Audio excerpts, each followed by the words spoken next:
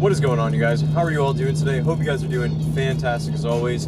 Today we are going to be talking about a very much discussed topic on this video, which is debating the BMW N54 versus the N55. Now, if you're new to this channel, please be sure to hit that like button as well as subscribe for more content on topics such as these, on a lot of cool BMW videos, especially with my M235i, as well as a number of other cars that are featured on this channel. If you guys follow this channel closely, you will have known that I do a lot of discussion-based videos where I sort of break down the differences between, say, the N54 and N55, reliability between the two engines, but I've never really discussed an opinionated style video sort of breaking down the differences between the two and then giving my take as to which one is better and which one I think the overall community thinks is better. Now, this is a very hot topic within the N5X, E9X, F3X BMW community, and I have a feeling this video is going to get a lot of dislikes and it's going to generate a lot of discussion in the comment section. So be sure to add to that, leave your comments, leave your thoughts down below. Let's get right into this. Let's break down real quickly the fundamental differences between the two cars. N54, twin turbo inline six. And there are two physical turbochargers forcing air into all 6 cylinders of the N54 engine. The N55 is an inline 6-cylinder as well. However, it only uses one turbocharger and it is a twin scroll variant. So BMW brands this as twin power turbo inline 6, not to be confused with twin turbo like in the N54. Basically, in a nutshell, there are a number of other differences that somewhat differentiate these engines. However, fundamentally, those are the two largest differences. Now, in the BMW community, especially the N5X community, which refers to the N54 and N55 community mainly, people say a lot of times that N55s sort of suck and N54s are the king. Why do they say this? Why is there sort of a lot of hate generated around the N55 and the N54 seems to be the praised, beloved engine for BMW enthusiasts? Well, simply to break it down, the N54 has an insanely high power potential when it comes to tuning and aftermarket upgradability and capability on these engines. The BMW N54 can make a lot of power on its stock turbos with basic, simple bolt-ons, a tune, some E85. There are numerous guys on the forums and even guys that I personally know that have cracked 500 horsepower to the wheels on their stock turbo setups on an N54 using a combination of full bolt-ons, E70 with upgraded fuel pumps, a custom, very aggressive tune, in addition to something like water methanol injection or a number of other aftermarket products that can enhance the performance of the car. Can you do this on an N55? Yes, you can hit those power numbers on an N55, however, it is going to take a lot more work. If you do, say for example, full bolt-ons, E85, and meth on an N55, you're probably not going to be looking much past like 430 to 440 wheel horsepower. The power potential is definitely there to an extent, however, it requires a little bit more in terms of aftermarket modding and aggressive tuning. To crack anywhere above like 460 to the wheels, and that's basically like the stock turbo limit, that is really pushing it. You're really going to need to do stuff like upgrading the turbo to something like Pure Stage 2 or Big Boost Stage 3. From there, running port injection, water methanol injection, all sorts of things in combination with upgraded fuel systems to really punch your weight above high 400 and 500 wheel horsepower mark. Now, the N54 can make a lot of power really easily, as I stated before. It's not hard to crack 400 wheel horsepower on one. It's not very hard to do it on an N55 as well. However, when it really comes to higher power, and we're talking about like 500 to 550 wheel horsepower and above, the N54 really starts to shine. There are guys that have hit 700, 800, 900 plus wheel horsepower on the stock bottom end of an N54 using an upgraded single turbo or Pure Stage 2 turbos, very aggressive custom flash with full bolt-ons and all that kind of stuff. For example, my buddy Jake Spence, which I will leave a link to his YouTube channel in the description box down below, he has an insane 135i single turbo, and I think it dynoed somewhere around like 760 wheel horsepower and high 600, low 700 wheel torque, somewhere around there. I can't recall the specs off the top of my head, but simply unbelievably high amounts of power. Now, why is that so special? I mean, you can hit pretty high power numbers on a lot of cars nowadays. The reason why it's really cool is because the market value for these BMW 335s, 135s, etc., are really coming down. These cars are cheap, especially in the N54 community. They are dirt freaking cheap. You can get an N54 anywhere between like 6 to like 13 grand for like a pretty decently clean one.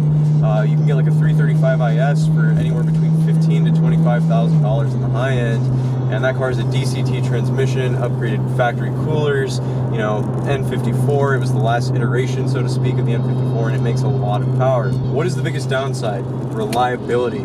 Now, this is really where a lot of enthusiasts and the general public seem to get turned off with this platform, is reliability. Now, I have owned both. I had a 335i N54, owned that car for about 2.5 years. Now I've been rocking this BMW M235i with the N55. So I have a good amount of experience on both platforms. This M235i I'm really enjoying. My 335i, I loved that car and really enjoyed it as well. They're both awesome. Now, when it comes to reliability, N54s have a lot of issues. It's pretty well known at this point. It is honestly to be expected.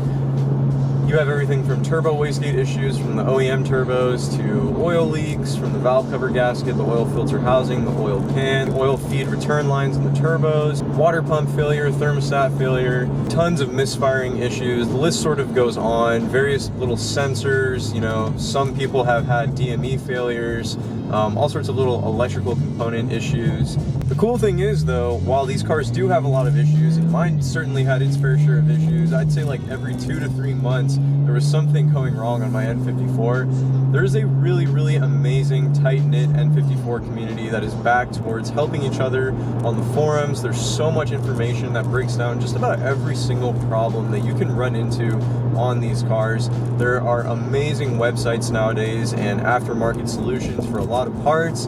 A lot of companies offer lifetime warranty on replacement items, and it's just really, the N54 community has built itself to the point where it is very viable to own and maintain and upgrade one of these cars to the power level that a lot of people want to get them to, which is really nice. However, for the average consumer, the average enthusiast who just wants a nice solid platform to build off of, it still isn't really that practical, and that's really where the N55 comes into play. It is notoriously reliable relative to the N54 engine. Now, my F-Series N55 engine, which is in the M235i, this is the electronic wastegate variant, actually has a 4-inch downpipe compared to the pneumatic wastegate models, which have a 3.5-inch downpipe. Now, this N55 has been wonderful. Absolutely zero issues. Not a single hiccup with this car, to be completely honest with you guys. Granted, I have only owned it for about 4.5 months or so, but I'm at over 50,000 miles now, actually 50,445 as we speak, and honestly, it's been flawless. It's been fantastic. What the N55 really offers is the durability. In terms of sound, the N54 has a more raspy, sort of aggressive sounding tone, for lack of a better term. It's a little bit more unrefined. The N55 has a very nice growl, deep sounding, aggressive exhaust note, and I think for the most part the collective community will agree that the N55 sounds better. Doesn't mean that the N54 sounds bad, but if sound is a big thing, N55 definitely does sound better, and it still has great power potential. If you are really looking to hit high power, it is possible. RK Tunes, for example, actually tuned an M235i with full bolt-ons, a big boost stage 3 turbo kit, to 682 wheel horsepower, and they said that they could actually crack 700 wheel, but for various reasons they decided to just keep it on a relatively lower boost map. So the power potential is there to an extent. It's just that you're going to have to invest a little bit more money, a little bit more aftermarket solutions and parts into the car to get it there. But getting to 400 plus and then low 500 wheel horsepower with something like a pure stage 2 turbo is very doable, and you can do it for the most part reliably, from everything that I've read and from everybody that I've talked to, which is really a huge plus. Now, the N54 especially earlier years, have been known to have actually forged internal components. Not every single component, as I've stated before, has been forged, and I can't recall what specifically are the components of the engine that are forged, but they do have forged components, which is part of the reason why they're able to hit such high power numbers on the stock block. Now, the N55 unfortunately does not have forged internals, but the exception is with the M235i and the M2. Both of those cars use the N55, and I believe the crankshaft, the pistons, and the connecting rods, if I'm not mistaken, are forged. It's a few of those components, or a mix and match of the few of those that do have forged components, which is really nice because, again, it's going to, in the long term, show the testament to reliability as well as high power without really running into a lot of issues. In consensus, I know I've talked a lot. It's probably a lot of overwhelming information to many of you who aren't very familiar with this platform. In summary, my personal take and opinion, and this is, again, this is completely subjective. Everybody's going to have their own view. In the comment section, I'm sure is going to be a frenzy of comments. The N55 is the overall better daily driver, suitable platform for the average enthusiast that wants a nice car with good reliability and a decent amount of power. And I think that speaks to a large majority of N5X enthusiasts for the most part. If you are somebody that is looking to have absolutely bonkers power, to make high power pretty easily, relatively speaking, if you really want to get past like the 550 to 600 wheel horsepower mark comfortably, and for relatively cheap, so to speak, the N54 is the way to go. No doubt about that. This platform has really just come down in overall price of maintenance costs and the price to pick one up, to pick a motor up. You can source them very easily. And, you know, this platform really isn't going away anytime soon. Both are amazing. Both are incredible. Both have their drawbacks and their, you know, pros and cons, I guess you could say. And they're both really awesome. The N55 has a very, very smooth linear power delivery, whereas the N54 is a little more choppy. You tend to get hit with a big shove of torque in the mid-range, low to mid-range. Like I said, you really can't go wrong with either one. That is my opinion. If you're looking for a daily driver build, you want to have a nice 4 to low 500 comfortable wheel horsepower, you know, build, then N55 all the way, because it's going to be more reliable, it's a little more cost-friendly, budget-friendly, and you're not going to really have to worry about the car running into issues. If you're looking to have big power, sort of race car, 1320 highway Mexico roll type power, then the N54, like I've stated over and over. I hope that sort of settles this discussion to an extent. I know that there will always be a raging debate about this platform, but for the most part, I think that's going to answer a lot of your guys' questions. Like I said earlier in this video, if you enjoyed the video, please be sure to give it a thumbs up, as well as subscribe to my YouTube channel for more content like this, me building this little 2 series up into an absolute beast, other BMW content on supercars and exotics, vlogs, all kinds of crazy, awesome stuff that has to do with cars. With all that being said, I will catch you all in the next video. Have a nice day, everybody.